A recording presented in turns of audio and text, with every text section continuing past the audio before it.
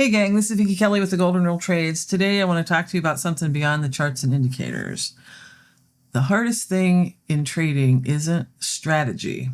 A lot of traders think that the hardest thing in trading is finding that right setup, the right indicator, the perfect way to approach something. But honestly, the hardest thing in trading is doing nothing when nothing needs to be done. You see, trading is one of the only professions where getting paid often looks like sitting still. And that's difficult because our brains are wired to associate movement with productivity. If we're not clicking buttons, adjusting something, scanning something, entering something, it feels like we're falling behind. But a lot of bad trades are simply boredom dressed up as opportunity. It's kind of like opening the oven every 30 seconds when you're baking something. You keep checking because you want the results faster, but all you're really doing is interrupting the process. The market does the same thing to traders. You start checking the oven, moving your stops, forcing entries, taking mediocre setups because silence feels uncomfortable. But professional trading often feels boring.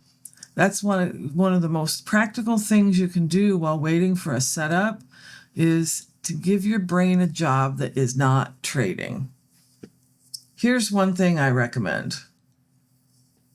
Before the session starts, write down exactly what qualifies as an A+ setup for you.